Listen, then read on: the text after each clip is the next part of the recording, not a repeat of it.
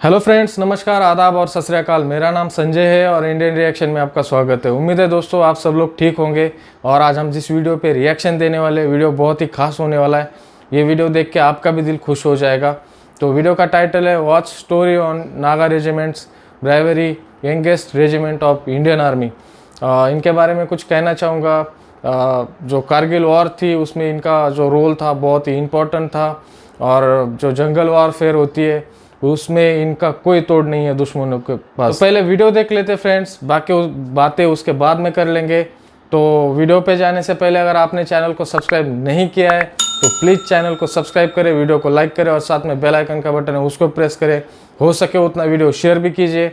और इंस्टाग्राम पे भी आप फॉलो करना चाहते हैं तो उसका लिंक डिस्क्रिप्शन बॉक्स में दिया हुआ है। तो पहले वीडियो देख लेते हैं, लेट्स स्टार्ट। बुलेटिन की शुरुआत भारतीय सेना के पौराणिक योद्धाओं में से एक नागा रेजिमेंट की रिपोर्ट से। नागा रेजिमेंट भारत के पूर्वोत्तर हिस्से के पराक्रमी योद्धाओं की फौज है और इस रेजिमेंट के ज्यादातर जवान नागालैंड से आते हैं। ये नागा जनजाति के लोगों का वो इलाका है जहां दुश्मन कभी अपने पांव नहीं जमा सका। देश पर सदियों तक विदेशी हमले हुए, लेकिन इस इलाके की तरफ आंखें उठाकर देखने की हिम्मत किसी की नहीं हुई। इस खबर में हमारे रिपोर्टर हैं, एक्सपर्ट का बयान है। ये रिपोर्टर तकनीकी रूप से भी पूरी तरीके से विश्वसनीय है। आखिर नागा रेजिमेंट की क्या खासियत है और क्यों दुश्मन इतने डरते हैं, आपको दिखाते हैं क्लिप।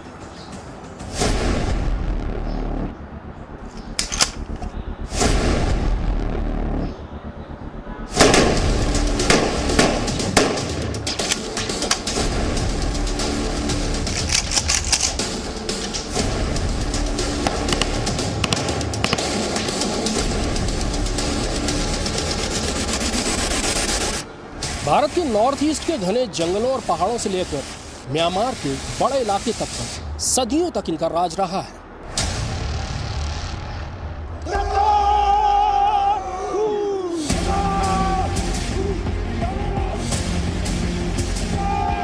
बड़ी से बड़ी बाहरी फौज ने इनके इलाके में घुसने की हिम्मत नहीं की। दुश्मन के सरों को काटकर अपने घर में सजाना इनकी परंपरा रही है।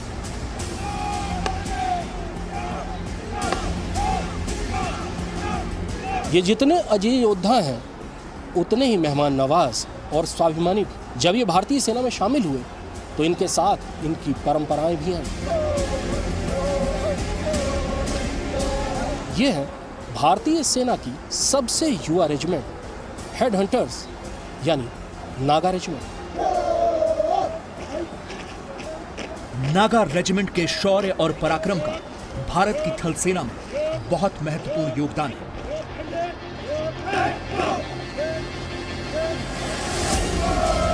कुमाऊं की पहाड़ियों में नागा रेजिमेंट का ट्रेनिंग सेंटर है और पहाड़ जैसा हौसला रखने वाले नागा रेजिमेंट के जवान यहां पसीना बहा रहे हैं। नागा रेजिमेंट की सिर्फ 3 बटालियन है। ये रेजिमेंट आकार में छोटी है, लेकिन दुश्मन नागा रेजिमेंट के नाम से थर्राते हैं। नागालैंड के अलावा मणिपुर से भी जवान, मणिपुर से भी इसमें जवान लिए जाते हैं, ये पता नहीं था। 20 से ज्यादा उपजातियां हैं जो भारत की सेना में शामिल होना अपना गौरव समझती हैं। नागालैंड के पहाड़ों और जंगलों के ये पैदाइशी योद्धा अनुशासित भारतीय सेना का हिस्सा बनने तक बहुत सख्त ट्रेनिंग से गुजरते हैं। नागा कुदरती योद्धा होते हैं। ये बात तो है। वाह। लेकिन भारतीय सेना में शामिल होने से पहले उनके सामने सबसे बड़ी चुनौती होती है भाषा। नागा रेजिमेंट में भर्ती होने वाले ज्यादातर जवान नागामीज भाषा जानते हैं। उनको हिंदी सिखाने के लिए ट्रेनिंग सेंटर में ही स्पेशल क्लासेस करवाई जाती हैं। मैदान में पसीना बहाने के साथ साथ नागा अपने दिमाग को भी खूब दौड़ाते हैं। इन्हीं में से एक निंगेप्पो एनसीसी के कैंप्स का हिस्सा रह चुके हैं, इसलिए उनकी हिंदी बाकी जवानों के मुकाबले काफी बेहतर है। ये नेंगोप्पे हैं, इनको हिंदी थोड़ी थोड़ी आती है क्योंकि इन्होंने एनसीसी की थी और उस दौरान आरडीसी कैंप में वो दिल्ली में रहे थे। अब ये भर्ती हो चुके हैं नागा रेजिमेंट में और इनको 12 दिन हो गए। पिछले अनुभवों ने इनको थोड़ा मदद की है और ये अच्छी हिंदी बोल लेते हैं। पिछली बार जो आरडीसी वगैरह में एनसीसी में रहे उससे हिंदी सीखी आपने? हाँ सर, उधर से थोड़ा थोड़ा सीखा और मेरा भैया भी एक आर्मी में था तो उसकी वजह से मेरा हिंदी तो थोड़ा सीखा है सर। इससे आरडीसी के अलावा और कभी नागालैंड से बाहर आए आप? सर गुवाहाटी में आया था और उसी समय जोरहाट में कैंप किया था सर, एनसीसी ट्रू एनसीसी उधर कैंप किया सर। नागा रेजिमेंट के जवान 34 हफ्तों में लोहे से फौलाद बन जाते हैं। इनमें से ज्यादातर जवान गांवों के निवासी होते हैं। बचपन से ही इन्हें मेहनत करने की आदत होती है, इसलिए इनका शरीर बहुत मजबूत होता है। ट्रेनिंग के मैदान में इनका जज्बा देखते ही बनता है। आमने सामने की लड़ाई में नागा रेजिमेंट के जवानों से पार पाना मुश्किल ही नहीं, नामुमकिन है। सामने मौजूद दुश्मन पर नागा रेजिमेंट के जवान बिजली की रफ्तार से हमला करते हैं। इनके हाथों की तेज हरकत और पैरों की तेज रफ्तार इनको अजय योद्धा बना देती है। इनके प्लस पॉइंट्स ये हैं कि एक तो नागालैंड भी एक हिली एरिया है, तो इनका जो जंगल वॉरफेयर वाला ट्रेनिंग है इनको इजीली समझ में आ जाती है। इनका जो सर्वाइवल इंस्टिंक्ट्स हैं वो ज़्यादा बाकी रिक्रूट से ज़्यादा अच्छा होता है, तो ये लोग जल्दी चीज़ें पकड़ लेते हैं। दूसरी चीज़ है इनका फिजिकल फिटनेस, सिंस ये लोग मोस्ट ऑफ देम गांव से होते हैं तो फिजिकली बहुत ही एक्टिव और बहुत ही रोबस्ट होते हैं ये लोग। ये जो नागाज होते हैं बहुत लॉयल होते हैं। अगर इनको लग गया कि ये काम मैंने करना है तो ये किसी भी हाल में करेंगे, उसको छोड़ेंगे नहीं, और बहुत ही स्पिरिटेड होते हैं। कभी गिव अप करने वाला एटीट्यूड नहीं है इनमें।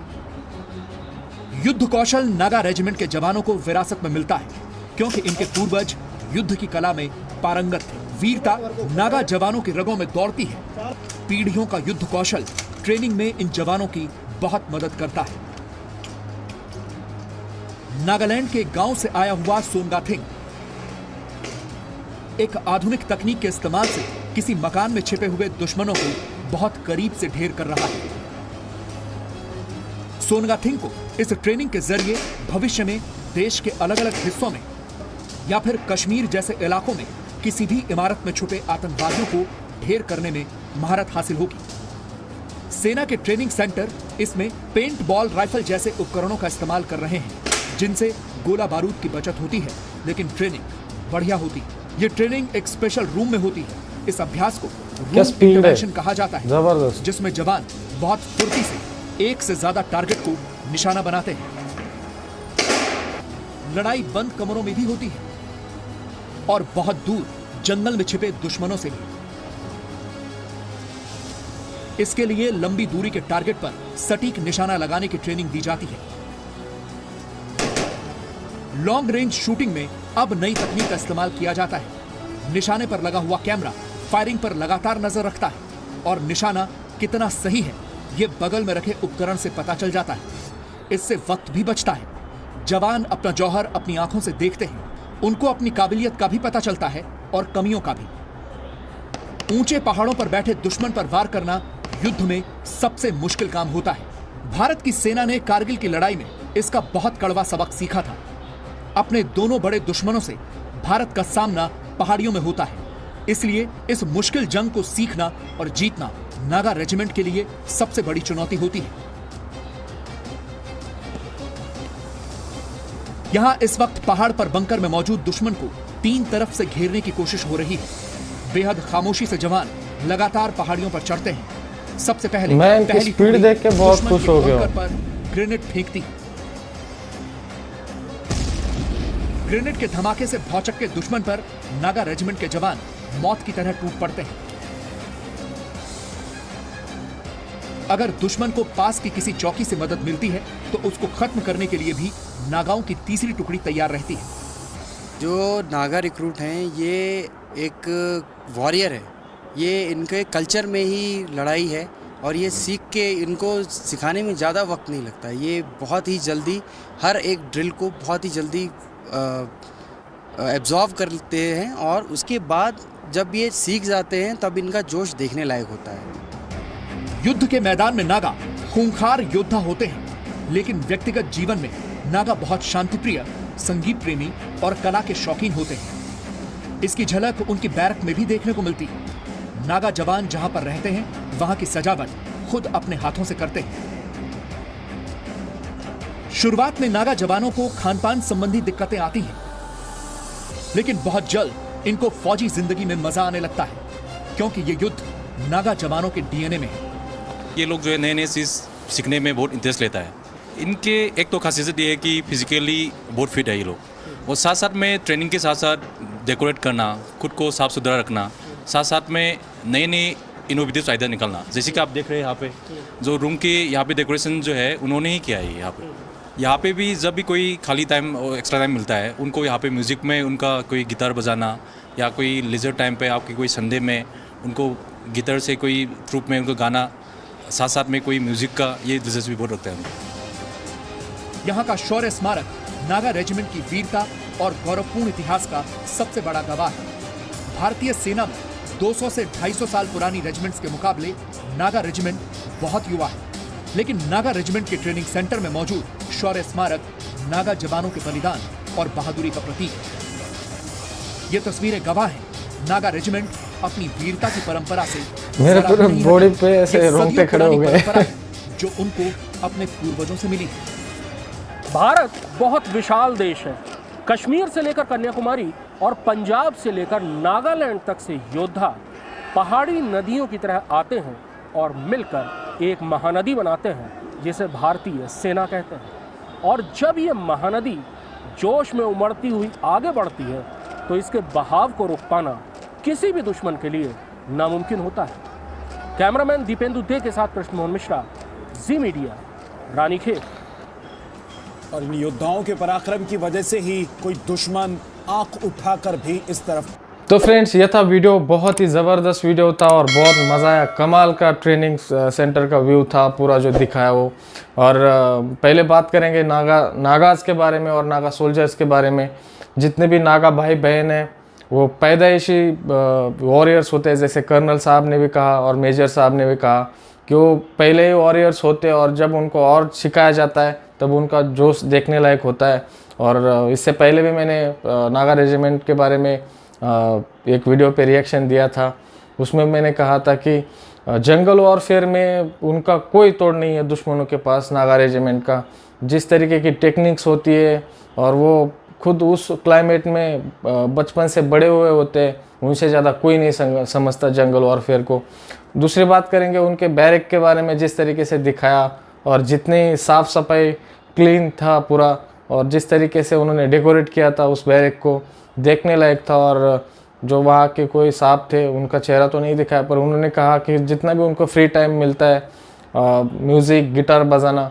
और म्यूज़िक लवर तो पूरा नॉर्थ ईस्ट ही म्यूज़िक लवर कहा जाता है, क्योंकि जितने म्यूज़िक फेस्टिवल्स नॉर्थ ईस्ट में होते हैं, मुझे नहीं लगता मुंबई में भी उतने होते होंगे, क्योंकि बॉलीवुड तो मुंबई में है, तो मुंबई में भी होते हैं पर नॉर्थ ईस्ट में बहुत ज़्यादा होते हैं। बात करेंगे जब मैदान पे उनकी ड्रिल चल रही थी और जिस तरीके के उनके बूटों का आवाज़ आ रहा था और जो उनकी स्पीड दिखाई जब जंगल वॉरफेयर में वो ट्रेनिंग कर रहे थे, और उसमें जो उनकी स्पीड थी और जो एक सोल्जर मतलब कमरे में जब उनकी ट्रेनिंग चल रही थी कि बिल्डिंग के अंदर कोई टेररिस्ट है और उनको ख़त्म किया जा रहा था, वो सोल्जर्स की स्पीड देखने लायक थी।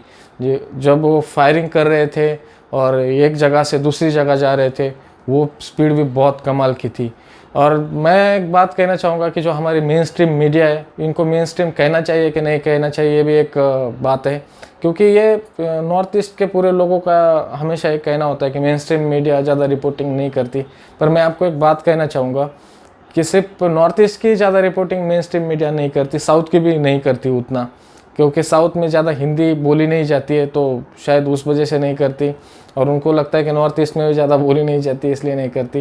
पर ऐसी बात नहीं है, साउथ में भी हिंदी चैनल्स दिखाए जाते हैं, देखे जाते हैं, और नॉर्थ ईस्ट में भी देखे जाते हैं। तो हमारी जो मेन स्ट्रीम मीडिया है उन्होंने थोड़ा सबक लेना चाहिए और नॉर्थ ईस्ट को भी उतना ही फोकस करना चाहिए और साउथ को भी उतना ही फोकस करना चाहिए।